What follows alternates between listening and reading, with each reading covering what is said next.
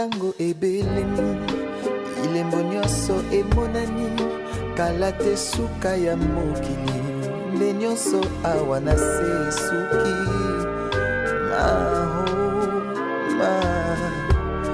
oh yawe papa Mungu natondi na nkanda lokola ntambo akongoloma solo alingi nde koboma kopanza pe koyiba bontango na ye tikali moke.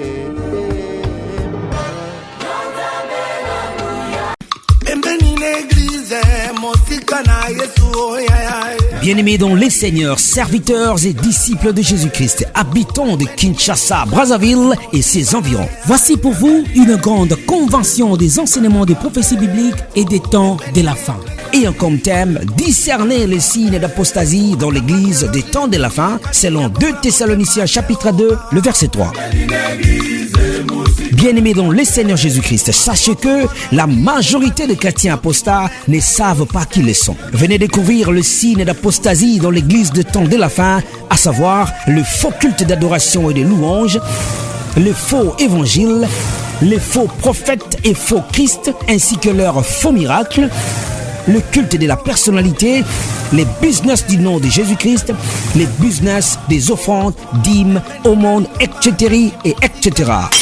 Que personne ne vous séduise d'aucune manière, car il faut que l'apostasie soit arrivée auparavant et que l'on ait vu paraître l'homme du péché, le fils de la perdition. Pour ne pas être compté parmi les vierges folles, venez nombreux apprendre le signe d'apostasie dans l'église et éviter de rater l'enlèvement de l'église comme le vierge folle. Du jeudi 7 au samedi 9 novembre 2024, de 8h30 à 12h, lieu de la convention, avenue des Églises numéro 5245, derrière la maison communale de Lemba, en face de la Régie des Eaux, Lemba Super. Orateur, Dr Jérôme Moleko, pasteur Sylvain Kafouti et l'apôtre Papi et Allé, hôte. Bien-aimés, rachetez les temps car les jours sont mauvais. Soyez le bienvenu au nom de Jésus-Christ qui revient bientôt. Psaume 90, versets 2 à 3. Au Cotan. Lisons la parole de Dieu. Avant que les montagnes puissent se naître, et que tu eusses créé la terre et le monde, d'éternité, tu es Dieu. Tu fais rentrer les hommes dans la poussière, et tu dis, fils de l'homme, retournez. Amen. To bondeli, papa, to tiki. Yozala interprète ya propre parole nao. Comme on a dit que la prophétie ne peut pas être objet d'une interprétation particulière. Toboyi kena koti sa maele nangai na boanya nangai na kati ya liloba na yo. Tolingi dans la kaka simple porte-parole pour être peuple na yo azala nourri, comme la Bible dit dans Matthieu chapitre 24 versets 37 et 46. Quel est donc ces serviteurs fidèles qui, les maîtres, en partant, les laissent pour nourrir et donner le pain convenable, la nourriture convenable? Tolingi que peuple na yo, li bota na yo baswase, lipa o ekoki na tango oyo, na tango asuka, lipa ya bomoi, o izoko préparer biso na enlèvement au nom de Jésus-Christ. Amen. Tovandi. Donc, juste un bref rappel, il y a 1 minute seulement, l'obitolobaki que les temps prophétiques, tozana, l'éternité et éternité. Alors, quand nous lisons Psaume 90, versets 2 à 3, d'éternité en éternité. Je pense que Mingi Batanga verset va comprendre. Donc, d'éternité en éternité, Nzamba Zanzambi. Maintenant, vous avez compris que éternité est avant que Mokile et Kelama. C'est ce que Psaume et Lobby. Avant de créer ma montagne, surtout créer Moutou, et ça là qui est éternité. Mais puis le Lobby a créé, nous avons un temps où Tokosuka et puis éternité faisons. De toute façon, éternité Zakaka. Parce qu'on a dit que dans l'homme, en réalité, dans l'homme, c'est l'esprit. Oh, esprit est Kokufate. esprit ezali éternel. Mais si ko yo awa tozo nzambe azoyebisa biso place nini okokende na sima kokufa na yo. Alobi Adam retourne à la poussière, c'est-à-dire mutu kokufa na ye. Mais kokufa ezali ya nzoto mtezo kokufa. Yango Bible zoloba tokokende wapi l'éternité na biso soki oyebaki nzambe te. Alors Jean 3 qui la vie éternelle. Oyo moto nyonso tu nzambe apesi grâce koyeba. Éphésiens 2:8. Et c'est biso que nous sommes sauvés par la grâce au moyen de la foi. Sali wana nzamba pesi biso kobika na ezali ndete tango ondimi Yesu lokola mobiki sipe mokonzi. Et suki wana te il fallait sikoyo kotambola na ye po alakisa yo ndenge nini kokoma place tozo kokende. Oto bengaki message prophétique. Message prophétique ezoko lakisa biso nzela oyo tozo kokende pete komi wapi. Il y a 3 messages pour te ecclésia et tonga ya nzambe ekola na kati wa benga maturité spirituelle na croissance spirituelle. Croissance spirituelle ezali ba étape oyo tozo kokende. Maturité ezali to komi na esika moko na statut moko po ete to sayela nzambe. Yango moli les 3 messages tolobaki dernièrement oyo les 3 messages Yangwana eza kosunga biso message évangélique, doctrinal na prophétique. Ecclésia esengeli kozana na 3 messages. Kaka mon côté. Mingi tozoko mona tozaka na message évangélique. Doctrinal de temps en temps. Prophétique totikela ngo batu mususu oyo bayana ndenge na bango interprétation. Ba komi mbona neti bayebi. Or on a remarqué que bayebi kutu message en côté. Les messages prophétiques, peut-être dans les prochaines éditions, vous comprenez que Oyo bayaki liboso bayaki ne kokosa. Parce que Oyo nzamba tindité, bazaba bien on ba mercenaire. Son nzamba tindiote oyena ndenge noza mercenaire. Il faut que nzamba tinda yo po yo pesa batuli pa oyo ya solo. Et c'est ça qui va faire que dans l'église toza na Oyo ba bébé spirituel ba kokola na message doctrinal et puis ba koye ba place ni tozo kende. Hein? C'est ça d'éternité en éternité. Alors lelo tozo loba oyo tozo kota sikona ba signe. Parce que quand j'ai dit les prophéties bibliques, c'est avertir, c'est orienter et confirmer. Amen. Ce que la negeni nzambe aza ko avertir, c'est ce qu'on appelle les oracles de l'Éternel. C'est-à-dire bah énoncer. Et puis nzambe negeni aza ko orienter. Bosalaboy. Ozomona, a orienter Noé, salanini tonga masuwa. Pour ces nzambe qui a ko punir mokili par le déluge. Alors a orienter Noé a bisalanini tonga masuwa. Vous avez là. Donc, Nzambe a énoncé, a orienté et puis a confirmé. Alors, on saute un peu tout ça. Les 3 destinataires, il y a prophétie biblique, chaque fois que Dieu parle, chaque fois que énoncé biblique est ali, soit message wana est pour l'Ecclésia et tonga Nzambe, soit est pour Israël. Peuple oya musuni, soit ezapona mabota, c'est-à-dire les nations. Israël c'est qui? Israël ezali peuple ozamba salaki alliance. Alliance avec Abraham. Alliance ezali alliance de salut, c'est-à-dire pour être à préparer au plan de rédemption.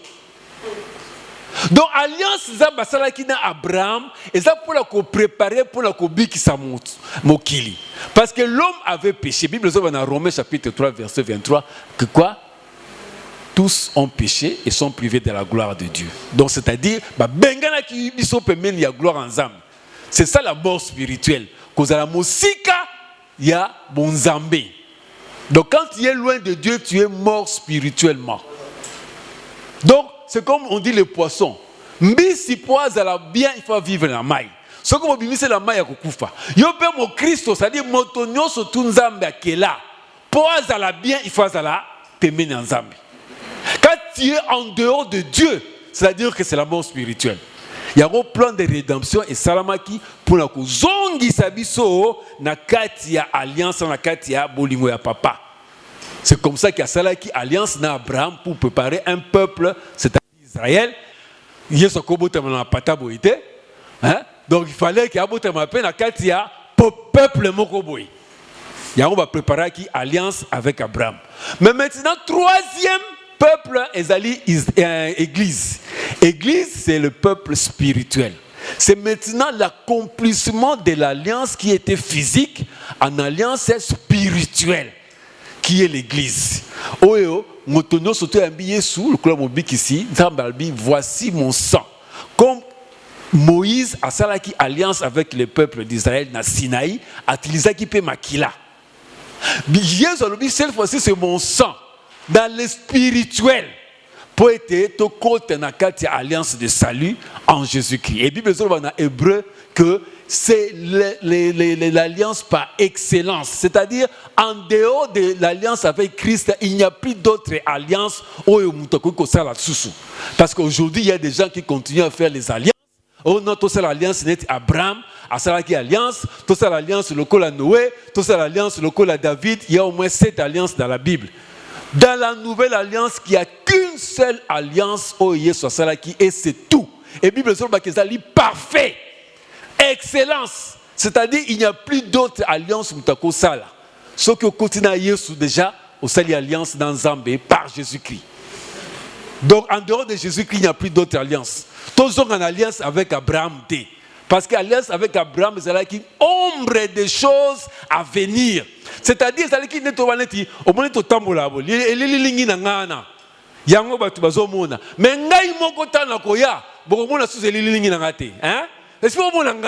C'est-à-dire, tout ce qui s'est passé dans l'ancienne alliance, Bible dit dans Colossiens, que c'est là qui ombre des réalités spirituelles en Jésus-Christ. Yango naba juif, il fallait bango nyoso tuba yamba Yesu pour être babika. Mais Bible dit que endurcir leur cœur pour être biso ba olivier sauvage, toya to kota pe na plan de rédemption. Donc c'était le plan de Dieu. Amen. C'était le plan de Dieu pour le salut de l'humanité. Donc on aura maintenant des messages qui ne concerneront que l'Église, des messages qui ne concerneront que Israël, des messages qui ne concerneront que les nations. Je pense que vous comprendre bien la différence entre les trois peuples. Hein? Parce que chaque peuple a une prophétie. Ce qu'on a une confusion aux prophéties il y a Israël, au quotidien on a l'église, comme la prophétie à Malachie 4. Malachie 4 ne concerne qu'Israël, ne concerne pas l'église. Alors, toke sikoyo, nani na point le lot, parce que hier j'avais dit qu'aujourd'hui nous parlerons des signes. Hein?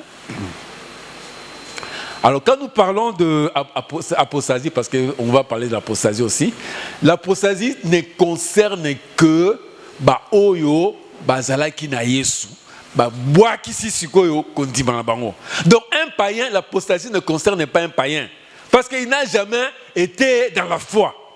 Parce que l'apostasie est définie comme les rejets de la foi. C'est-à-dire, Obanaki Kotamolana Zambi. Zambi, il y a solo dans la foi biblique, Sikoyo Otiki. Moutou Onana Mane Souté mon pagano. Apostasie est alliée, parce qu'il n'a jamais été dans la foi. De l'apostasie, quand on dit l'apostasie dans l'église, parce que ça dit Ecclesia Oyo, apostasie et Koti, en réalité ce n'est pas l'église de Jésus-Christ. L'église de Jésus-Christ n'est pas dans l'apostasie. Tu comprends bien. L'apostasie, c'est dire Oyo nde ba longwe na kati ya foi, pour être le lot babimaneti bazoko sambela Yesu, mais bazo sambela Yesu a soloté. Basi babungi nzela. Mais tandis que la vraie église de Jésus-Christ n'est pas de l'apostasie, c'est une église pure, sainte, au Bible zoloba, sans tache ni ride. Au ezoko zela nini enlèvement. Mais le malheur c'est que on s'est trompé. Au lieu où il y a une véritable église, il y a une fausse église. Il y a un signe de couper ça. Pour elle qui s'est bilembo ou te couper ça. Pour elle qui s'est une fausse église, aux zongana véritable église qui est dans la sainte doctrine. Amen. Voilà. Donc, Tobandi le lot point la bisson. Oh, nous sommes dans temps parce qu'on en parlera quand on va dire. Voilà. Bon, moi, il tableau. J'espère que vous avez bien surtout. Bishop, vous avez le tableau est très important. Si vous ne comprenez pas les tableaux ici, vous comprenez les têtes, ma camouillatan de la fin. Hein? Regardez bien les tableaux. Qui ne voit pas les tableaux? Qui ne voit pas? Parce que moi, je veux que tout le monde ait le tableau bien. Vous voyez tous. Alors, Jésus parle des signes de son avènement. Hein? C'est-à-dire, avènement et c'est-à-dire retour. Parce que le retour de Jésus-Christ, c'est pour Israël. Hein? Le retour de Jésus-Christ, ce n'est pas pour l'Église. L'Église, c'est l'enlèvement. Biso etonga nzambe otobengi mwasi ya libala tokozala enlevé konieto la main. Mais le retour de Jésus-Christ, le retour physique, c'est pour Israël. C'est pour restaurer Israël. Ça, c'est la prophétie de Daniel, des 70 semaines de Daniel. Si on a que connaissance, hein? Connaissance, on zamba zoko pesta zoko révèle. Puis c'est zamba ici Daniel. Celle, ça dit kanga. Beaucoup oyo livre oyo. Eko fumwa mana tango ya suka tango batu bakotanga connaissance. La connaissance ya liloba nzambi. Il y a un apôtre dans la première de l'église primitive, hein, l'église à Liboso.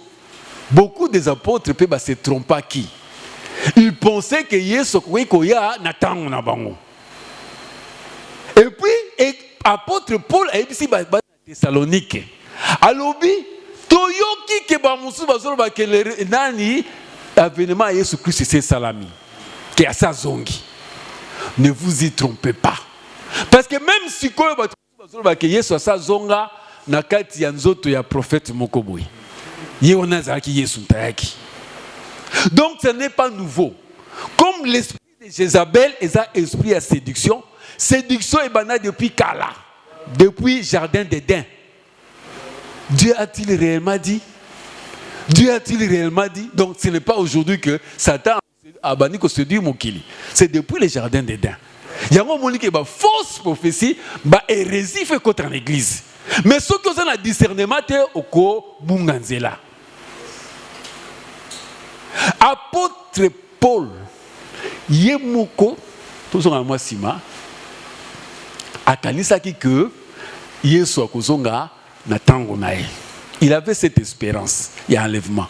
C'est pourquoi il a dit nous ne mourrons pas tous. Les morts en Christ ressusciteront premièrement et nous qui sommes restés vivants, hein, nous serons enlevés pour aller dans les airs à la rencontre de Christ. À chaque fois on a entendu, le français, temps présent. Donc l'apôtre Paul espérait que dans le temps on avait pas enlèvement et que ça m'a pas kende. Puisque enlèvement c'est un mystère, je vous annonce un mystère. Quand on dit un mystère, ça dit que oh, non, il y a dévoiler, il y a révéler. Wana a commis qui banani ba Corinthiens. Volta la bien. Dans l'an 51, hein? Dans l'an 51, apôtre Paul a commis ba Corinthiens que enlèvement isoko salama. A commis ba Thessaloniciens pardon, mais hier azalaki na Corinthe, hein? Quand nous parlons de enlèvement, enlèvement, c'est plus écrit dans le livre de Thessalonique. Hein? Donc, l'apôtre Paul était à Corinthe. Mais il écrit dans les Thessaloniciens que enlèvement est salama. On a tout ça dans l'an 51. Donc, quand on parle de prophétie, il faut maîtriser l'histoire, il faut maîtriser la géographie, il faut maîtriser la politique, il faut maîtriser la sociologie, il faut maîtriser la Bible, bien sûr. Il faut commencer d'abord par la Bible. Il faut maîtriser la philosophie, il faut maîtriser l'anthropologie. C'est beaucoup de choses. Il y a un moment qui déjà qui parle de prophétie, un moment qui là, on va bien ce que je vais comprendre. C'est vous comprendre. Dans l'an 51 avant Jésus-Christ et après Jésus-Christ, pardon, apôtre Paul pensait que enlèvement Israël tangonaï a comme libre Thessaloniciens ou on a à Corinthe que enlèvement est salama. Oh prophétie oh il y a Matthieu 24:2 concernant destruction du temple de Jérusalem, nan nous et kokisa makité. Jésus a dit que le temple de Jérusalem est hein? C'était une prophétie de Daniel aussi d'ailleurs. Jésus a répété ce que Daniel avait dit. Sur quoi on a très bien. Donc comme in l'an 61, toujours après Jésus-Christ, Paul a commis prisonnier dans Rome. À mon enlèvement, à cause de l'année sous le VT, a commis paiement dans le roi. Pour bientôt. A commis prisonnier dans Rome. Donc, si vous avez comment on dit ça, si vous avez déjà, qui est a commis qu'on espérait maintenant la résurrection. C'est-à-dire que tant que Koufa a ressuscité premièrement, comme on avait dit, les morts en Christ ressusciteront premièrement. Ensuite, nous qui sommes restés vivants, nous serons transformés. Hein? C'est ça, non? Processus enlèvement. Il faut d'abord la mort en Christ ressusciter. Paul, c'est quoi comme il espérait la résurrection? C'est ce qu'il a écrit maintenant aux Philippiens. Et puis Paul a coupé en 68, dans Rome. Hein? Dans Rome. Tu vois, qui est enlèvement islamité. Destruction, il y a le temple de Jérusalem, mais c'est en l'an 70. Donc, accomplissement, il y a prophétie Moko et Salami. Alors, tant que destruction, il y a temple et Salami, Israël, en tant que nation, n'existait plus. Or, c'est pourquoi j'ai mis ces tableaux ici pour vous comprendre. Pour que Jésus-Christ revienne.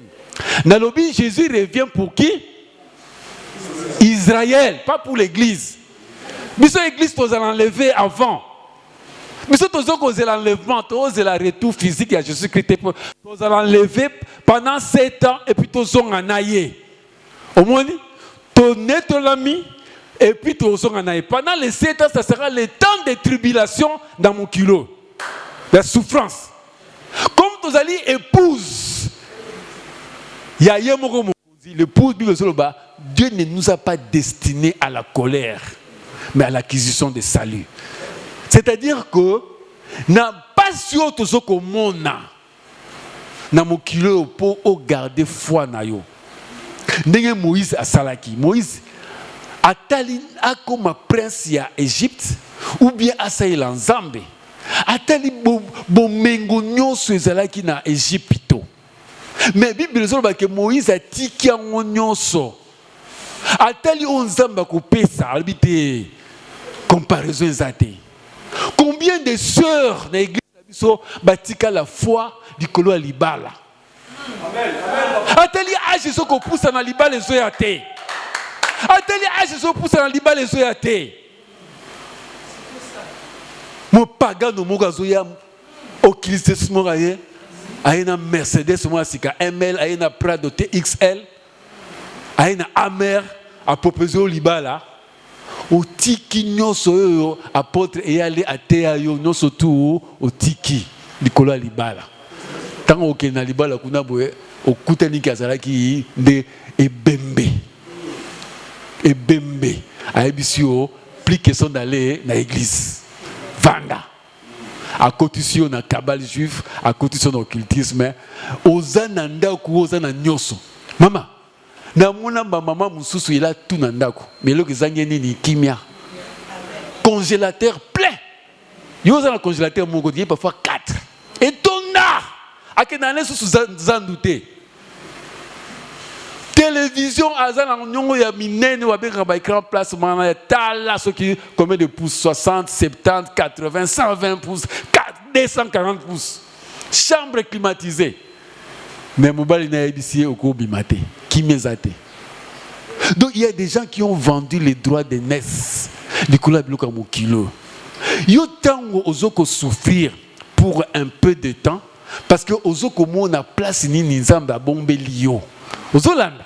Il y a un moment qui boit qu'à droit de NES. Au qu'elle a toujours dans la foi. Même Bible dit que tout est ce qui va arriver.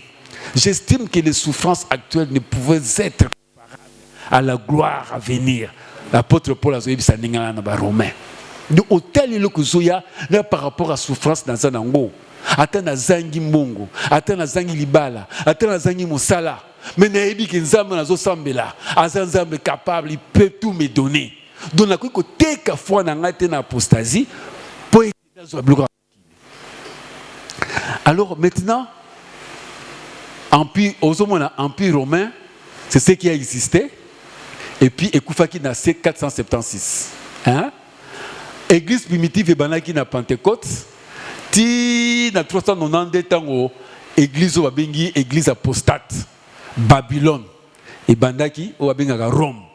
Église à Rome et comme ici sukoyo et chrétienté ou bien religion d'État. Donc empire romain existait ti na 476 après Jésus-Christ et Koufi.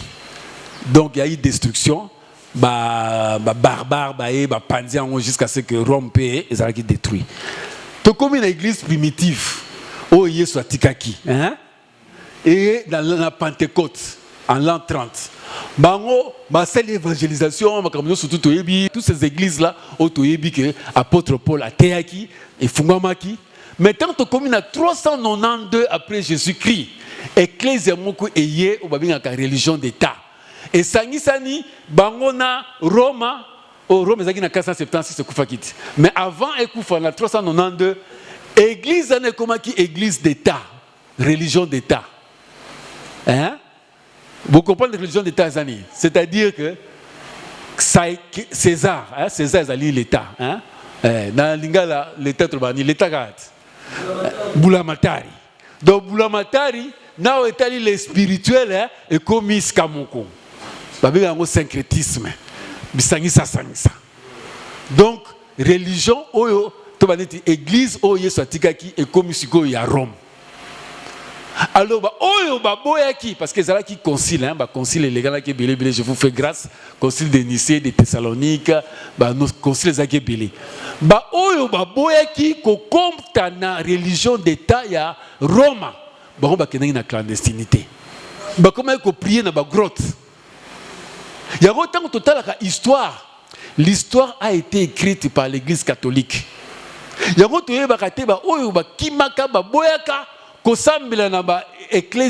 y a Babylone, ce qu'il faisait, tout éviter. Comment l'histoire est allée l'Église catholique? Nous, on ne sait pas comment est-ce que l'Esprit, le Saint-Esprit, continuait à travailler avec la vraie Église qui était en clandestinité. Allez. Temple et Koufina 70. Alors, les 3 colonnes Oyo, et ça, acteurs Oyo, il faut pas exister pour être Yesu Azonga. Parce que l'apôtre Paul espérait que l'enlèvement et que ça mana tangonaï. Oh, après l'enlèvement de l'église, c'est quoi? C'est le retour de Jésus-Christ physique. Alors, comme l'apôtre Paul pensait que Jésus-Christ a dit l'enlèvement et que ça mana tangonaï, parce que les 3 acteurs, c'est-à-dire Israël, l'église, l'Empire romain, existaient déjà avant que l'apôtre Paul a offert. En l'an 70, Oyo et Bébi, et Bungi. Oyo 476, Oyo 392. Vous allez voir que nous sommes comme Kosoka. Est-ce que ça ne vous dit rien? Makamo, nous sommes tous en Elimaki et Koumouya. Et Zombie. On commence par Renaissance en 1992. Charlemagne, c'était le roi en France. Il y a le gars qui a zongi sa empire romain n'engi salaka na n'engi ba empereur. Mais a échoué qui? A sali ba guerre na etou a échoué à Koufi empire romain zongité. Après ezalaki Charles Quint. Charles Quint a échoué. Napoléon Bonaparte a m'équipé kozongi sa empire romain ezalaki ba échoué. Mais en 1992, comme la prophétie devait s'accomplir, l'Union européenne, ça qu'on appelle traité de Maastricht. Traité de Maastricht, Maastricht c'est la ville Mokona, Hollande. Ville moi village quoi Mouké. Bah qu'on signé traité kuna po, bah ça la Union européenne. C'est-à-dire bah 500. Bah 500 bah comment à peu près 12 après 16 et puis bah comment le comment 27. Ce côté li bah pays non surtout bah dans l'Union européenne et ça bah pays oyo bah utaka dans l'Empire romain. Donc nyama oyo azokaki Bible zo ba akozonga na ndenge ya physique mais ekotika la siko spirituellement pour être manzaka nae force nae puissance nae ya ko Bible zo ba que dragon a coupé ça est puissance moko boye pour aya ko régner. Donc nakati ya renaissance empire romain qui est l'Union européenne, antichrist akobima avec ça c'est Apocalypse chapitre 13 pour aya ko konza mokili mobimba. Bible so ba ke ba ko pesa ye puissance moko oyo po a dominer mokili mobimba. Pour le moment empire Union européenne, ils ont dominé mokili ta, c'est les États-Unis qui dominent. Ngonga nae a ko dominer ekoya. Parce que adali oyo mokitano, c'est-à-dire héritage, il y a empire romain. Nzambe mtasala ki ba sangisana alors que avant ba doko ko sangisana te de lo sangisani. C'est-à-dire que il y a accomplissement ya prophétie moko boye.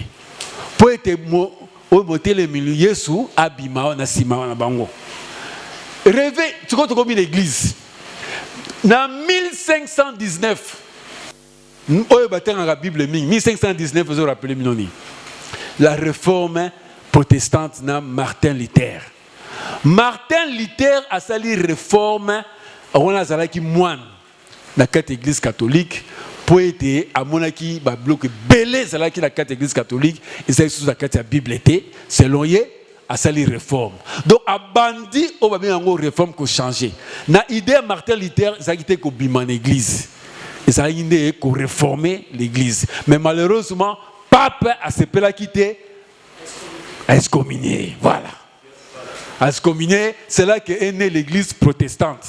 Na ba mususu ba après ba Calvin, ba Hugo, tous ces gens là comment qui est belé. Mais au moins ezala qui signe pour l'accès que non, Nzamba za ko préparer ecclésia nae et zonga ndenge ezala qui l'église primitive. Yango moni réveil spirituel et banaki na 1904 avec le réveil de Tekoa. Tekoa est une ville moko des États-Unis. Les gens priaient comme des Tovani Karabou. Priaient d'habitude. Tant que vous priez, ce qui s'est passé dans Actes chapitre 2, c'est-à-dire la Pentecôte, effusion du Saint-Esprit, en langue, na Tekoa. Ils ont parlé en langue. C'est-à-dire que depuis l'église primitive, Tina 392 où l'église primitive n'existait plus, et comme l'église de l'État, le Saint-Esprit avait quitté cette fausse église. Maintenant, à Komi Kozonga, à la réveil spirituel, la Tangwasuka, ce qu'on appelle la pluie de l'arrière-saison. C'est-à-dire qu'on soit moissonné, qu'on soit battu, évangélise par l'évangélisation, battu mingba bongo la mitema. C'est là a commencé le réveil spirituel, les mouvements spirituels, il y a charismatique, etc. Donc, tout comme on a que ce qui s'est passé dans l'église primitive, on a retrouvé ça dans le réveil spirituel de 1904. Comment parler en langue? Avant, sur le bien en langue, il faut pas tout bao.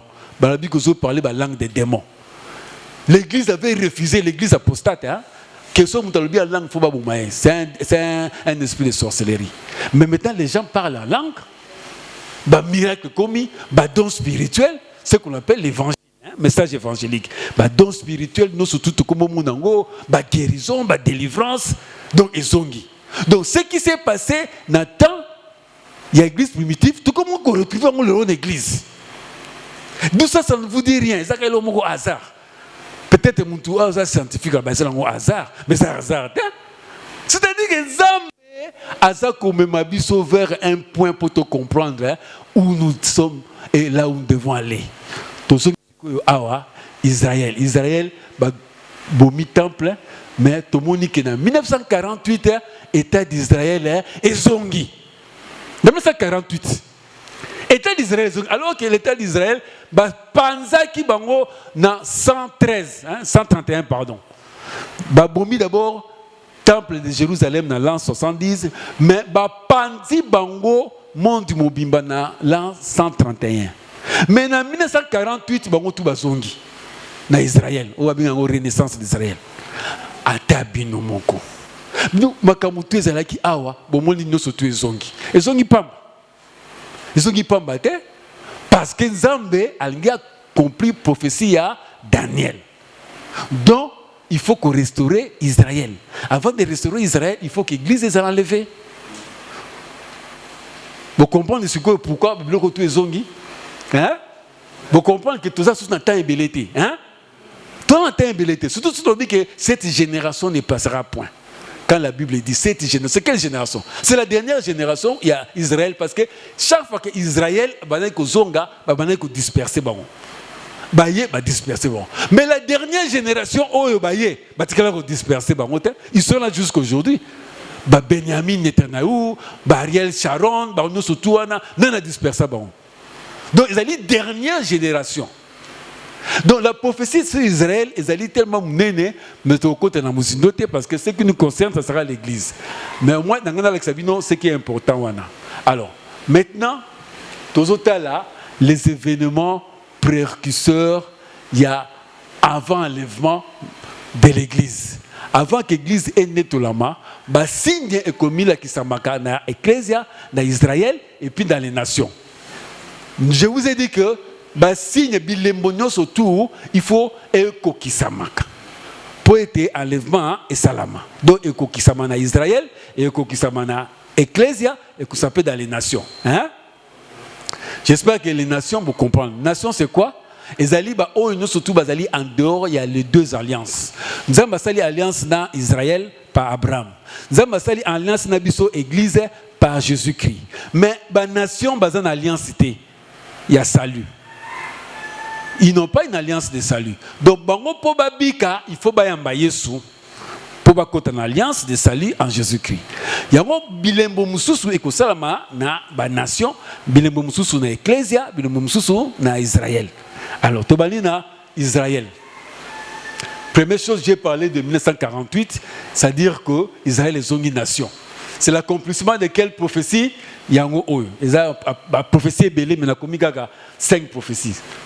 C'est l'accomplissement de toutes ces prophéties-là. Botan, Jérémie 32, 37, Sobotangi et Zolobake, Zamba Lobiba, Bananae place tout Bazala qui dispersé dans Zongi Sabango, Namboka Oyoyo, il y a terre de promesses, Nina Bilaka.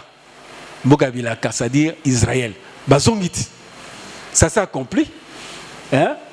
Esaïe 68, 8 et Lobi, Bosubo Mona, Mokilimoko, Moka Moko et Botami en un jour. En 1948, Israël a commis le pays. Avant, ce n'était pas un pays, c'était territoire de la Palestine. Avant 1948, ça era Palestine. Hein? Alors ça, c'est la proclamation de l'indépendance. Hein? Alors. Et puis, 67, c'était la guerre de Jérusalem. Accomplissement, il y a Zacharie 12, 1, 3. C'est-à-dire que depuis que Jérusalem est zone de Maboko, il y a Israël. Le conflit est commis sous Minki, ou bien les enjeux politico-spirituels. C'est-à-dire, le troisième temple est Wapi. Parce que mosquée, il y a des musulmans et ça place wana. Donc, comment faire pour construire le troisième temple? Le conflit commis belé. Dans 1987, Nani Rabemo comme Israël Ariel, il a créé l'Institut du Temple. C'est-à-dire pour Atonga, troisième temple. Vous comprenez? Rabbin Moroboy, il faut Tonga, troisième temple. Pour Mokile Zalana Kimia, il faut Yeswazonga. On va bien Yehoshua Hamashia Azonga. Yehoshua Hamashia Azonga. Donc il faut pas tomber les temples. Selon le juif, Yehoshua Hamashia, ce n'est pas le Jésus au besoin de prier. Mais Bakolongo la bango esprit oyo et c'est là qui aveuglement pour comprendre que le Jésus que nous prions ils allaient on en est à kozonga pour na bango. Pour le moment ils attendent un Hamashia donc un Messie. Donc ça qui en destruction pour être bisotobika.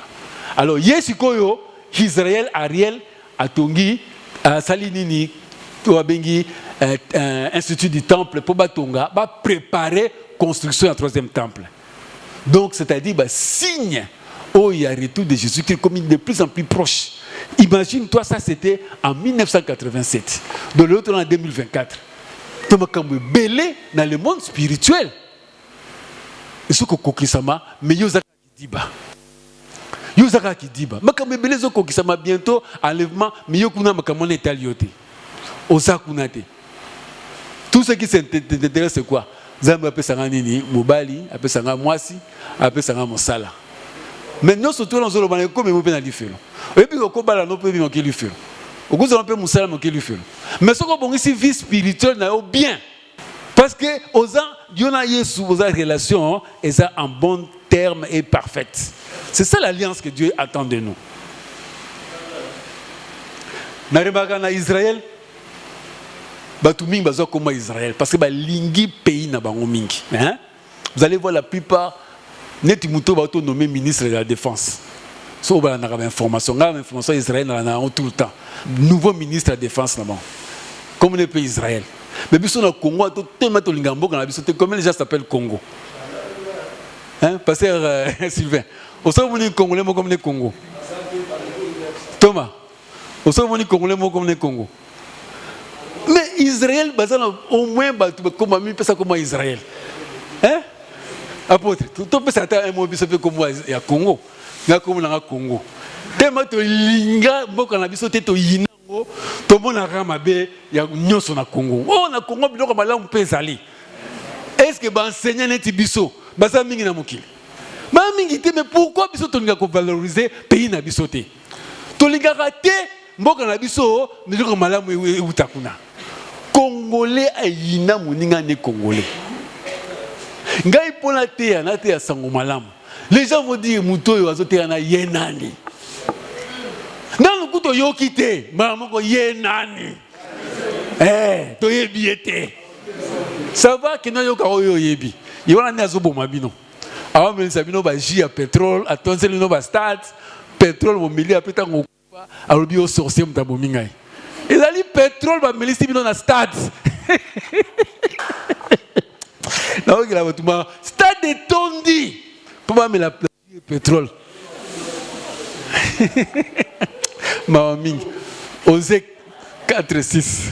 Mon peuple périt. Voilà. Maquette en haut il y a troisième temple. Alors, ils ont les lévites, les lévites vont aller sous-souter, mais va retrouver comme Israël est le peuple scientifique. Et puis béni à cause de l'alliance où il y a Abraham. Ba louki place ba lévite bazalaki ba lewi. Ba e ko retrouver à partir il y a ba chromosome. Ba vous en êtes pasteur Sylvain par exemple yaga. Bazuma kila na e pa tali yango na kati ya ba microscopie ba nini tout ba tout asa descendant ya Aaron donc asa molewi ti ba retrouver bango ba comment l'accès bango ndenge nini ba osala sacrifice na troisième temple ta ba otonga on les amis miracle était depuis Aaron ti les locaux comment yoko retrouver ba descendant Aaron. Nzambe comme d'après ça beaucoup intelligence ana. Hein? Parce que sacrifice c'est là qui cessait dans l'an 70. Il n'y avait plus de sacrifice. Le loba comment préparer sacrifice. Merci papa. Vanda. Moni bango baléou bazo préparer ba ndeni ko ça sacrifice. Alors awa ndena lobi ezali mosquée oyo ezoko empêcher batonga troisième temple. Il faut soit ko bomango o to komona ke antichrist tanga koya à cause de l'alliance mogo et permettre que bat ton troisième temple en détruisant ça. Tout le monde en plus tard. Et puis la guerre Israël a zana mikolo yo, la guerre na ne la bisa gibatu. Ceux qui Russie à côté na guerre au Iran, Gaza, Liban, bazo sala contre Israël. C'est que boui ba ki to komina guerre à Gog et Magog. Mais tant que Russie na la côté yo continuez à persévérer dans la prière, dans les enseignements des apôtres, dans la fraction des pains. Hein? Continuez à prier. Pour surprendre Matthieu chapitre 25, verset 13. Veillez, car vous ne savez ni l'heure ni le jour. Ce qu'on a réussi à continuer la guerre, enlevez ça musikate. Je vis des gens qui sali erreur, il y a qu'à fixer jour, na date et enlèvement. Oh, Jésus a dit que personne ne connaît ni l'heure ni le jour. Bah, ça li ba calcul, bah, dit que non, comme Pentecôte, c'est dans l'an 30. Donc, l'année passée, hein, 2023. Donc, c'est que Jésus a osé en 2030. 2030 moins 7, c'est plus combien? 2023, hein? C'est ça, non? Donc, enlèvement faut seulement en 2023 comme ça 2030 Jésus a zongi pour Israël. En 2023. Nathalie pasteur le pasteur a lobby avec tout le sérieux du monde. Dieu m'a dit que 2023 il y a enlèvement et salama. Peuple de Dieu bomi bongisama. Peuple de Dieu botikama sumu. Peuple de Dieu boyabo sambela papa. Dieu m'a dit mais c'est pasteur. Bible lobby que personne ne connaît ni le jour. Oui. Balobi ni l'heure ni le jour mais Jésus a lobby qu'il a netté. Donc quand on appelle Sibino année appelle Singai 2023. Donc comme Jésus a dit ni l'heure ni le jour, mais il a dit année 2023. Le 31 décembre 2023, nous sommes là. Madame Azakana. Tant que le 1er janvier 2024,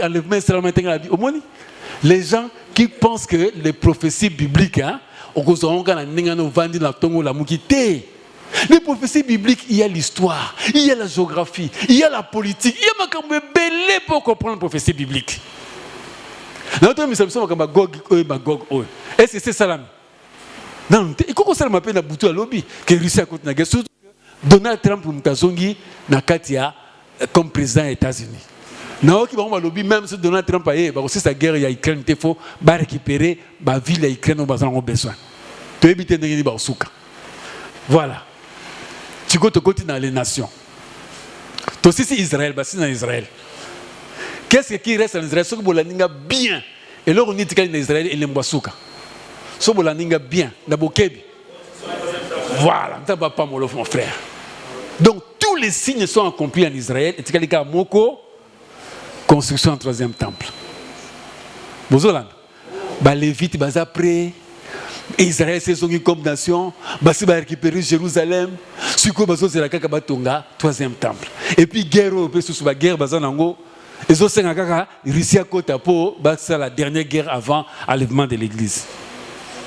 Alors, ce qu'on est dans la nation, les nations, c'est l'ensemble des populations hors des deux alliances. L'autre aussi, dans les nations, l'homme ne peut parler qu'à les signes dans l'église. Alors, dans les signes, j'ai dit que la prophétie, c'est avertir, orienter, confirmer. Hein? C'est-à-dire, ceux qui nous ont lobby likambo, il faut tomber dans Nenge et Salamaki. Et puis, dans le lobaka, à orienter Kabiso, pour te dire Nenge ni comme il est là. Hein? C'est ça les prophéties bibliques. Prophétie, on a la place au ventre, dans la poche, $10. Voilà la divination. Vous avez la prophétie, il y a divination. Parce que même si vous avez $10, ça se fera quoi? Parce que la prophétie édifie. Quand celui qui prophétise doit édifier. Et c'est édifié, on a dit. Voilà. Si vous êtes consolé, on a dit édifié, on a dit. Qui place aux alliés, on a $10 dans la poche. $10, on a au Pessangaï. Édifié, on a nini. Ça, c'est la divination. Hein? C'est l'esprit de Jézabel, tout le monde entend au côté à l'église de Suko. Alors, dans les nations Suko, première chose, c'est qu'en 1992, il y a un qui traitait de Maastricht. Où il s'agit que l'Union européenne et Zonga Lokola, Empire romain à Kala. Dans l'Union européenne, tu as la France, tu as l'Italie, tu as le Portugal, tu as l'Allemagne. Même si Grande-Bretagne et Longwaki, or l'Empire romain, Grande-Bretagne, tout, ils allaient qui n'a qu'à Empire romain. Ils allaient qu'à côte naé, ou babéga à côté Écosse. Sauf autant histoire bien. Ce n'était pas toute l'île là de Grande-Bretagne qui était dans l'Empire. Mais en 2021, Grande-Bretagne est allée Brexit et Longwe. Donc ils allaient signer pour l'extra que non. Natiki bino empire romain bo sera no pré ngala sana te ndenge sala ki natango liboso. Vous comprenez? Ah, na moni bo comprendre ngati. Grande-Bretagne et sala ki na katia Union européenne. Basali Brexit tango bima. Tango ba bimi pe bana kala mais na 2021 de ba compire ngo et zongi si Union européenne nangu tango Yesu. Dans le temps primitif. C'est-à-dire, ils ont dit match et betama. Hein? Dès Rome est salaki. Ils ont dit match et betama. Les joueurs, il y a équipe on a équipe yo, basangani, bakomi pré bache balé. Et si quelqu'un arbitre ça l'année a sifflé pour match banda. C'est-à-dire, chaque mutu akomoyana soka abetaka 10 akoyana poste à 10 ou abetaka 5 poste à 5. C'est comme ça que les prophéties bibliques sont en train de s'accomplir. Donc mutu a son place naé pour être prophétie biblique nous surtout et démarrer. Vous comprenez? Grande-Bretagne a bimi naé. Abinga attend Yesu nazalaka te. Abimi. Mais le monde n'a rien compris. Le monde n'a rien compris que ça dit accomplissement de la prophétie biblique. Donc, devise, il y a l'Union européenne, les amis. Bakomi, dans le latin, in varietate concordia. Dans la salle latin A, latin philo. Dans la salle latin philo. Ah, si vous avez une varietate concordia, la Xine. Et là, ma casse, hein? Dans la diversité. C'est-à-dire, hein, que au moment du tour de Babel, tant que tu vas s'enganaka, balobito soit la tour de Babel pour tout, Nzamba salaginini à confondre la langue. Maintenant, l'Union européenne et le biso, malgré tout ça, est belé dans la diversité, mais tu as zonga bomoko. Yango omoni batonga ki immeuble oyo oba bengaka parlement de Strasbourg na Strasbourg hein omoni parlement o eza la forme ya tour de Babel. Est-ce que vous mona eza la forme tour de Babel, c'est-à-dire inachevé parce que tour de Babel est la raté. Bon eza achevé mais eza un design architectural hein mais basali pour la mokili ba la nzambe que malgré Bobengalaka, bana tant batonga qui tour de Babel, mais biso to kotonga tour de Babel la biso poésie là. Wanzanini, bolingi bo l'exensemble rébellion. Bolingi bo défier Nzambe. Donc les gens sont en train de défier. Ngata na comme na Belgique. Bazar na parlement na la Belgique là, ils ont interdit na étranger quota. Étranger c'est-à-dire au sala na katia bâtiment anate na komi na tuni batu bazaki na porte na lui est-ce que na kokota pona tala bâtiment mundele moko azalaki na boye asinga monsieur encore na kipe moindo ah oui monsieur normalement vous n'êtes pas autorisé d'entrer parce que vous ne travaillez pas ici mais je te fais quand même entrer à côté singa na bâtiment Oyo ya Parlement européen avant Strasbourg. Je suis entré dans Tali, Nenge bâtiment d'Ali Kitoko, où ils ont préparé Antichrist pour régner. Na kati wana balbaka nombre 666 la vide. Siège, pour exemple, siège, c'est 715, si je ne me trompe pas, mais chiffre, mais c'est 715. Nombre de parlementaires européens. Mais siège, on va commencer 666, Moutoumou est avant Dakarana. Ils allaient vite pour baser la colonne à vendre. Donc, nous sommes tous les hasard. Des titres terre en haut, balbakabino, bozo terre, la biso makamuga, bénédiction, ma pamboli. Il y a des problèmes, ils étaient cap la terre, ma pamboli.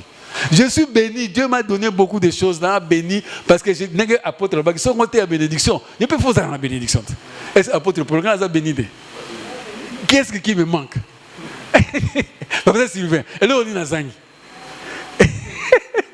Mais si on a sauté à Biloko, Oyo. Nazani. Donc si on a sauté à Biloko, Oyo, et ça pour l'examiner, c'est un Biloko très sérieux. Parce que ma kamuto comme notre commune atteint souka. Tu fungula mato ito yoka et puis tu appliquer obéissance à la parole de Dieu. Voilà. Ton côté d'un traité de Lisbonne. Traité de Lisbonne, ça dit son nyama oyo, il y a Apocalypse chapitre 13. Azagi na mituboni. 7. Ce que traité de Lisbonne, hein? Ezali traité mo sur la kisabatu o bengango accord culturel. Bible zolobake nyama wana tanga koya akozala na mutu akozala na makolo na forme ya 4 nyama 4 bêtes oyo ya Apocalypse pardon ya Daniel chapitre 7. Or, voilà, on a bien. Traité de Lisbonne, c'est là que ça dit son héritage culturel. Il y a Europe pour le monde. Tant au total, il y a démocratie. Démocratie, oui, démocratie. Vote, hein, pour élire, Moutoue, Ponami, Oya, Kambamboka. Oui, place démocratie, où t'as? Et pas grec. Hein? Grec, il était? Vous avez un peu grec, il était? Hein? Non, Alexandre le Grand, grec. Bangonde babanda démocratie. Démocratie wana eyeti na Rome ti lelo to komi ko imiter ba mindele na ba démocratie. C'est un héritage culturel oyo nyama wana amemi na mboka na biso. Démocratie c'est ngo mabete, hein? Yango mabete. Mais Bible ça biso que nyama wana oya kubima na tango asuka, tango koya akomema ba héritage culturel nyonso tout oyo ezalaki na tanga suka po abimisela bino. Token oyo Lyon siko. Nazo soka biloko mike simple po bomona. Babylone représente ezalaki Lyon. Nous voyons que le calendrier tu utilises ça. Janvier ti décembre. Eza astrologie. Banane basala yon. Babylonien. Pas empire romain, babylonien. Baronde bazali kotala ba étoile, minzoto, boy ti ba créer calendrier na bon. Biso tout ça calendrier, biso ne surtout. Le lot le 8 novembre 2024 sur base de quoi? Sur base de calendrier. Hein? Vous comprenez? Donc tu hérité pe na biloko Babylone à partir ya nyama oyo. Tokena oyo mususu. Ba Médo-Perse ou azalaki neti ours. Ba Médo-Perse ba créer ba biloko belé oezala na culture hein au Iran. Médo-Perse sont les Iraniens. Donc quand on parle de Médo-Perse, on parle des Iraniens hein, pour vous comprendre bien. Quand on parle des Babyloniens, on parle des Irakiens. Hein, bah Irak tout ça c'est qui ba Babylonien, ba Médo-Perse c'est qui ba Iranien. Ba Iranien ba inventé boye ba nini donc comment on dit. Sorte moko ya roux hein nini Piné. Bango mutu bazo ba forme wana. Le lot utilise ba piné belé la ndenge na biso. Ba bibi bango pe ba inventer sorte moko ya frigo. Même si frigo le lot sera courant, mais à l'époque na bango ba frigo mo bando utilisé pour na conserver biloko. Donc biloko belé et utana bango. So alors ce donc na empire romain n'en parlons même pas. Les droits romains, yango mingi toujours utilisé na politique. César. Oh, rendre à César ce qui est à César, à Dieu ce qui est à Dieu. Donc, le traité de Lisbonne est la qui s'est que tu hérité de Banyama, non surtout sur le plan culturel et politique. Mais tu comprends que le pouvoir, oyo ça pas Nyama, oyo ko régner ba bengi antichrist, à cause de surtout na pour être à la qui s'habille sur face na, c'est-à-dire férocité. Il y a Lyon a une autorité minga, Lyon alingakate balwaka soki na zamba nyama lion azali il faut azala yemoko pour akonza bazala kami balete so lion bazami balé moko o azama makasi il faut bengana muninga ya mobali o azama makasi il faut bengana muninga. Donc c'est l'autorité. L'antichrist a une autorité moko makasi pour azala yemoko na mokilo akonza mokilo mba. Donc bino ata so lobi ote biso to boya biso antichrist donc na zamba na kina mboka na place na vandaka soko vandaka soki za muta Congo central okina sekebanza pour bomba na kuma a Orlando tina sekebanza so za muta bandundu o ngana vanda na popo kabaka a Orlando tina popo kabaka po akonza o tenga za na muluba a Orlando tina mbujimai na po akonza. Donc l'antichrist va régner sur toute la terre parce que prophétiquement il aura l'autorité sur tout. Toute tribu, tout peuple, toute langue. On est allé lion. Férocité, il y a ours. Akoboma sans pitié. C'est-à-dire que ce que marque de la bête, Akoboma, Koraté, la première session. Vous voyez, première session. Hein? Première session. C'est-à-dire que tu proclames à tous 50%. Mais ce qu'on l'écrit, on l'écrit. Oyo à 60%, mais ce qui a un échec grave, il faut faire la deuxième session. Or, la deuxième session, ce n'est pas sûr que au Kolonga. C'est ce qu'on appelle l'enlèvement. Oh, il va rater enlèvement. Bon, c'est dans la deuxième session. Mais deuxième session, il faut que, comme on a eu, comme on a dans les livres de vie, pour obéir la marque de la bête. Pour on dit maté, bah pesa la marque de la bête. Parce que ceux qui ont eu perdu pour toujours. Tant on koboya. Tant on y nyamana kozoyo akokato mutu Bible solo baki ako décapité ba o nyonso tu ba koboya elembo ya nyama. Déjà si combien de gens avec mbongo ozo koya likolo ya mbongo ya muke. Ba somba batu likolo kaka ya moi $10. Si yo nyamana tant ko ya yo résister so ça qui na so de Saint-Esprit. Na nini ça dit livre nous comme on l'a écrit dans les livres de vie. C'est le moment il y a raté enlèvement. C'est le moment parce que nyamana akoya na férocité moko amabe. Léopard akoya na ruse. Léopard zaka nyama moko ya ruse. Ayaka malembe mais akobomao. Anti azoya pota. Donc antichrist koya na ye batu bakoye bate. Ba omona kambola moko antichrist abimi. Yango batu bazolo bake il paraît que antichrist ngo asabotama. Mais tout le monde a évité place à Zali. Ba théorie bimie belé ba bi olem se kozala mobali ya mwana ya Donald Trump. Mwana Donald Trump comme Ivanka mobali né aza juif mo. Aza juif ba bi yepo antichrist ba bi fa uta na Israël. Ou bien d'origine juif disons même soit avant en Israël mais d'origine juive de la tribu de Dan. A uta na tribu de Dan. Ozolan. Donc tout ça dans le calcul. Pasteur Sylvain. So enlèvement, c'est la mis lots. Antichrist, il faut abibat. Donc on suppose qu'Antichrist a ça mon colo déjà. Donc ça veut dire qu'à sa botami. À ça quelque part. Peut-être dans le Congo, peut-être dans la France, peut-être dans les États-Unis. Bon, vous avez Donald Trump. Donald Trump, ouais. Bon, vous avez Poutine. Donc on voit les théories est belées. Mais la Bible nous dit que tout est évident dans l'Antichrist, mais tout ce que nous savons qu'il a apparaître après apostasie. 2 Thessaloniciens 2:3 lobby, il faut que l'apostasie arrive avant de voir paraître l'homme impie. Mais tout comme il y a une apostasie, donc l'homme impie a béni à Bima. Hein? Rébellion contre Dieu. Bon, on dit un jeune homme. Bon, la rébellion contre Dieu. Bon, on dit jeune homme. Azam Mobali. Hein? Transgenre. On va bien en transgenre, c'est-à-dire Azam Mobali, Azam Mwasi. Je me soucie, à l'hôpital, il y a comme un Mwasi. Hein? Azam Mobali. Tout ça, je vois qu'il n'y a pas des enfants ici. Tout le monde doit être adulte. Hein, Thomas? Tout doit être adulte. Moi, je suis casé. Bon, moi, jeune homme. C'est un garçon, un homme. Je me soucie à la qui habite comme un Mwasi. Hein?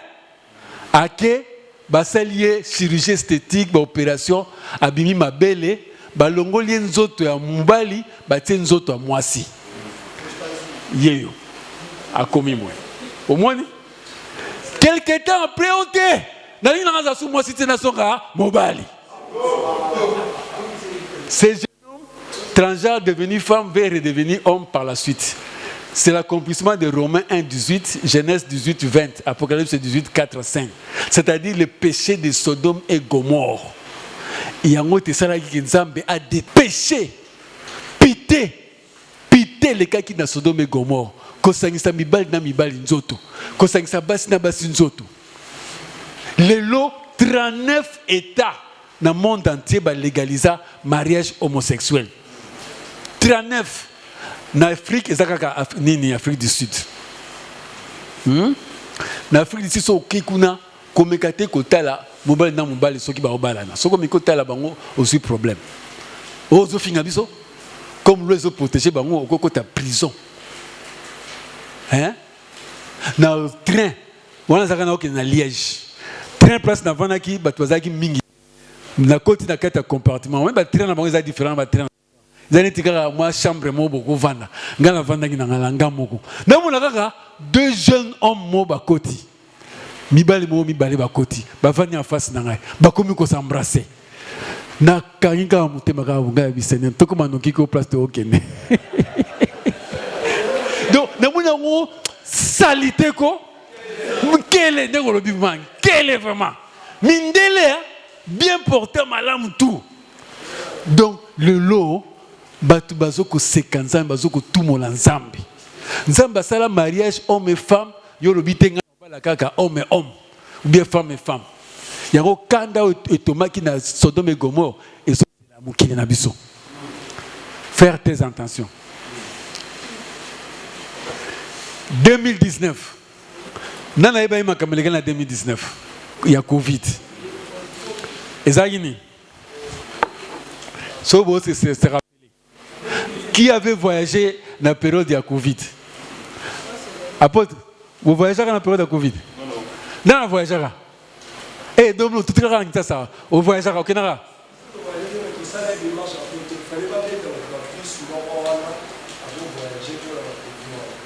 Bon, ils ont pisté, ils ont dit qu'il fallait un vaccin, après ils ont appelé ça au code. Au moins, il fallait appeler ça au code. Qui est, tant qu'on commande à l'aéroport, on a qui s'est gardé à Moko, tant qu'on est vert, on les gagne. Si on est PC rouge, on les gagne, parce qu'ils sont en Bokanao. Hein? Ils ont gagné. Il y a eu des frères qui se disaient, pasteur, nani, qui fabriquaient des code de l'Okuta. Pour être un vaccin, parce que les gens pensaient que le vaccin, c'est qui marque de la bête, va fabriquer code. Les cater. Donc, ils ont le soum.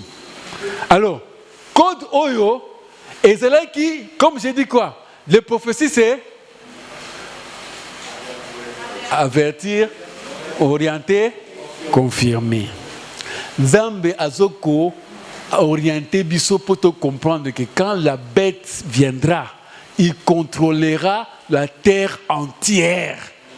Pour contrôler en terre entière, il faut quoi? Il faut l'argent. Avant de vendre, il faut quoi? Il faut la marque. Avant d'acheter, il faut quoi? Ce qu'on Zambala qui c'est signe comment on a contrôlé Chine. Chine, basa 1,4 milliard.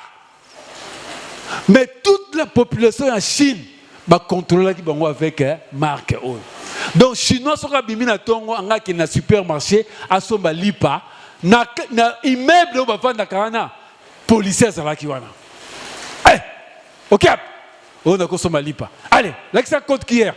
Sera là qui s'y a scanné. Comme Internet est bien pour la banque. Dans la centrale, il y a solo, à soit vaccin à l'Kende. On peut sonner 30 minutes sur aussi 6 zonga. Donc, on a contrôlé le monde à partir du code qui est. Or, la marque de la bête est cause à la spirituelle et puis physique. Donc, on voit que l'antichrist a contrôlé mon kilimobima yo rokimawapi. Et un bien-aimé, qui m'a appelé. Au bon moment, la montagne, nous avons un bazangou. Parce que dans bazangou, cave, moi, ils ont la grotte. Grotte, moi, ils ont un moulili. Au bon moment, on a admettons que bon bani. Ce qu'on lit en dégâts. On lit en dégâts. On met la main en dégâts. Hein? Il y a pour la rokima. Côté na Yesu. C'est le moment pendant la Yesu. Amen. Pendant la Yesu. Il y a un moment, il y a un eh, moula ne beta mona sepe de kutu makasi. Zama pa moule po mulunge zalaki ha. Toto kamande. Donc Marcode qui est heureux zalaki pour na ko contrôler population mondiale et puis ils ont réussi. Ba longi ko contrôler mon kilomba. Hein? Alors, maintenant on a zalaki gouvernement, l'État, ça les boula matari. Mais spirituellement, qu'est-ce qui sera difficile pour le contrôler? Pour baïbi. En 2023, na Brésil, vous voyez le carnaval au Brésil. Le carnaval Kobina, le carnaval, na représentation de Satan, na représentation de Jésus-Christ. Mutumongo a joué rôle à Jésus-Christ, mutumongo a joué rôle à Satan. Na carnaval, ba inverser rôle c'est là qui na Bible. Na Bible dans la longa qui muninga. Yes. Mais na carnaval Satan dans la longa qui Yesu. Bozolan. Ba changer Bible. Pour voir que ça va tout que non. Oh, bah, que Yesu alonga Satan, malgré le verset biblique, Colossiens chapitre 2, verset 13-14, et ça le coûté pour bon. Tout ça, c'est quoi? C'est moquer de Dieu. Bible dit que Nathan en souka, so tangi na 2 Pierre 3:3. Dans la côté 2 Pierre 3:3. Enseigné par vos apôtres, sachant avant tout que dans les derniers jours, il viendra des moqueurs avec leur raillerie.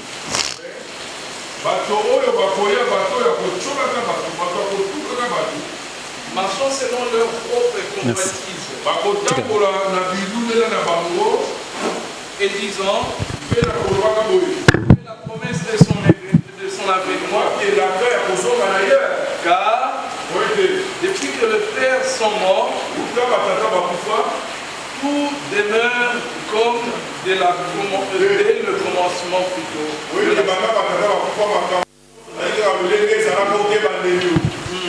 Si vous avez appelé 2 Timothée 3:1, 1 à 2. Et ça toujours concernant moquerie. Comment tu vas se câbler en ensemble? 2 Timothée 3, 1 à 2. Sachez dans les derniers jours, il y aura des temps difficiles. Car les hommes seront égoïstes, amis de l'argent, fanfarons, hautains, blasphémateurs, rebelles à leurs parents, ingrats, irréligieux, insensibles, déloyaux, calomniateurs, intempérants, cruels, ennemis des gens de bien, traîtres, emportés,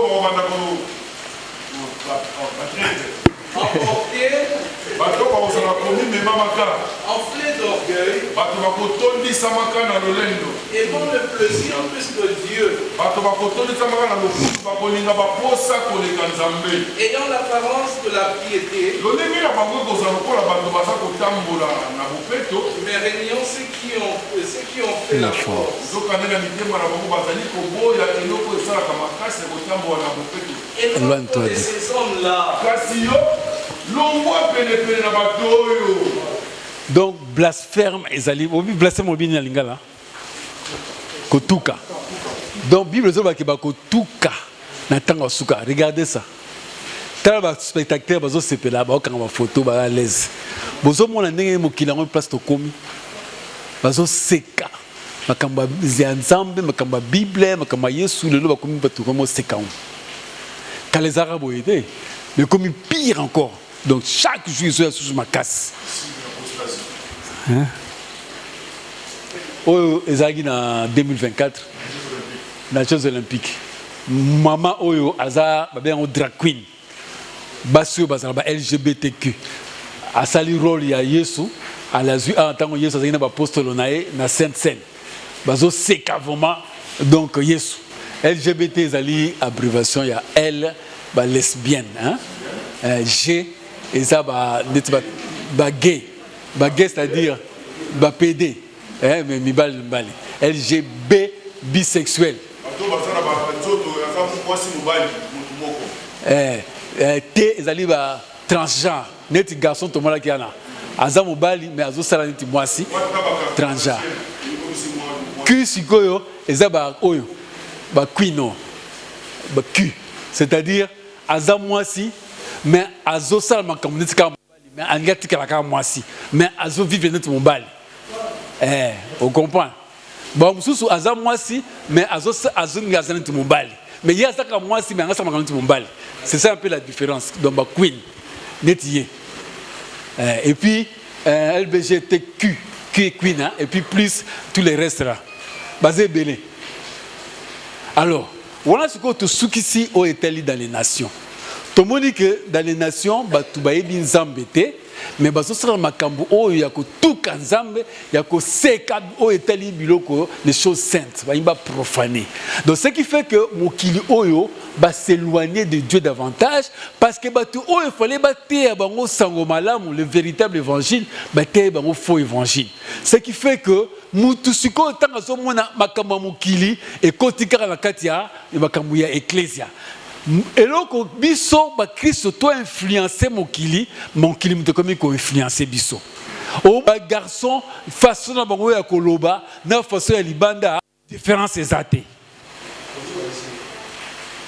Au moins la jeune garçon étudiant pour réussir dans la classe ou bien ba élève bazala qui na 6e secondaire pour réussir, il faut bango tout basa la nini labo.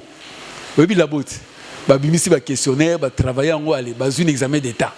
Mais à CPLIP, mais à tout tricher, les amis d'État, mais à mon normal, tant qu'on a diplôme, n'a pas Thomas diplôme, on a auto prier pour l'anglais. Mais dans mon thème, naé, a dit qu'il y a qui labo à trichaki. Donc c'est-à-dire, oh moki les autres ça là, il y a pas au salon. Donc différence c'est Athéna mokili. Donc la seule différence c'est qu'on est, il y a église, il y a église. Il y a un temple, c'est-à-dire que bina, koyemba, na ba shetemba, yozo yande ba veiller na prière. Na biso ba mususu kutu kindumba bazo sala na kati ya etonga ecclesia nzambe. Kindumba. Frère azana combien de fiancés? 5 fiancés mon bimba. Alors il y a pas fiancé mon koyebisa mutute hein. Pour ça yebisi muninga kuna ba oyeba. Donc ozomona que makamu kili eye na kati ya ecclesia. Oh, tu vas signer ndam totali awa, on est en train de se moquer de Dieu dans les nations. Oh, les alliés peuple moko sans alliance. Il faut que tu aies bango pour bayamba soit solo. Mais tu as bango évangile nini. Ce que tu as dans l'église. L'église, c'est le peuple spirituel issu de la nouvelle alliance en Jésus-Christ. Tango, tu as mis sous, tu continues l'alliance, l'alliance de la réalité, l'accomplissement de la promesse. Parce que Ancien Testament, Ancienne Alliance, c'est une alliance de promesses. Hein? L'alliance de promesses, c'est l'alliance de Sinaï. Tandis que l'alliance en Christ, c'est l'alliance de l'accomplissement. Zambe a promis que akobi kisabiso aller dans la nouvelle alliance ayeko accomplir abikisibiso. Zambe a promis que tozala béni, vous serez bénis ni tous les descendants ya Abraham. Oh la vraie bénédiction tozu en Christ. Dans tant que en Christ toza béni. Yango boni ki tango ba luka kabatibaso ko luka bénédiction na samino so ki muto yebi nzambe solo Bible solo ba que j'ordonnerai à la bénédiction de te suivre. Et ça te yonde Olanda bénédiction. Et ça bénédiction des fois landa yo. Tant que ça il en Zambé, Exode le Binengala 23, vous servirez l'Éternel votre Dieu. Il bénira votre pain et votre eau. Il n'aura dans ton pays aucune femme qui avorte ou qui soit stérile. Mais pourquoi le lot, Christ avec le faux évangile, comme courir derrière la fausse bénédiction, na faux miracle? Pourquoi? Apostasie. Église de Sikoyo, parce qu'on a parlé discerner les signes d'apostasie dans l'église. Et ça, thème n'abisot. Sikoyo te côté de l'église. Tout le monde qui est Israël, ma prophétie mingi s'accomplit. Et tikali kaka. Allez. La construction, il y a 3e temple. Maintenant, dans les nations, qu'est-ce qui reste? Oui, bon. Qu'est-ce qui reste dans les nations? Pour l'accomplissement de la prophétie Moussous. Hein? Bien. En Israël, c'est le 3e temple. Maintenant, en nation, et là, on est Tikali. Oui, papa. Non, enlèvement, c'est pour l'église. Enlèvement, c'est pour l'église. Dans les nations, là, on est Tikali. Oui. Voilà. C'est ça ce qui reste. C'est-à-dire, Antichrist n'a pas dit que l'homme soit sabotami déjà. L'homme soit sabotami. C'est quoi il faut amimonisama na mukili mobimba. Oh, avant amimonisama, il faut qu'apostasie et y a l'ibosson l'église. Donc, dans les nations, il y a Antichrist amimonisama. Peut-être à ça déjà. Tu as habité place à ça. Donc, mais tous les signes sont accomplis. Renaissance, il y a Union européenne, et il y a des places il y a Konza. Vous comprenez? Même siège au siège, l'article est vide. La guerre, surtout les signes de guerre, famine, tremblement de terre, et c'est qui s'est mis. Tremblement de terre, inondation, de l'autre monde dans Valence, on a une inondation, plus de 100, 90 même. 200 déjà, au moment là. Biso attends ba kufa awa ba to mona normal biso ba congolais to misana kufa. Mais ba on te ba kufa comme un problème. Donc dans l'église, nous sommes dans l'apostasie déjà.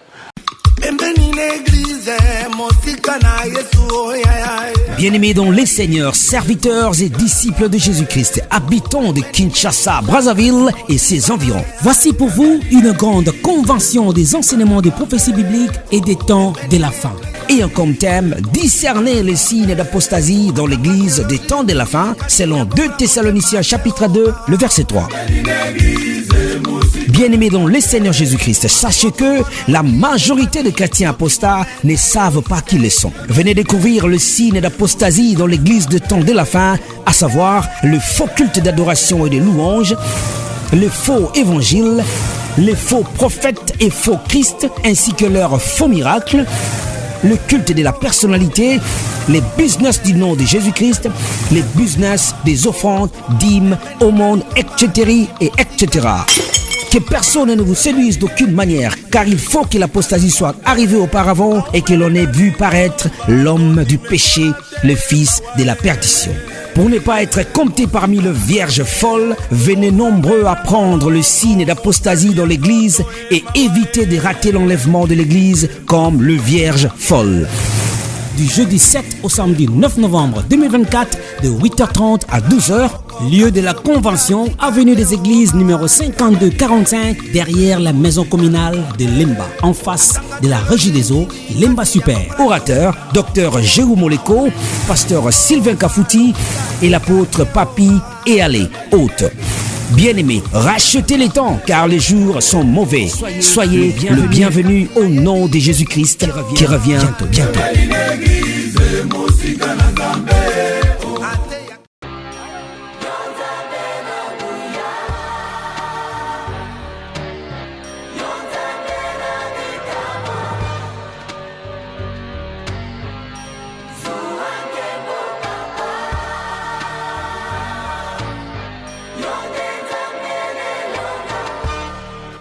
Lelo ntango ebelemi ilembo nyonso emonani kala te suka ya mokili nde nyonso awa na se suki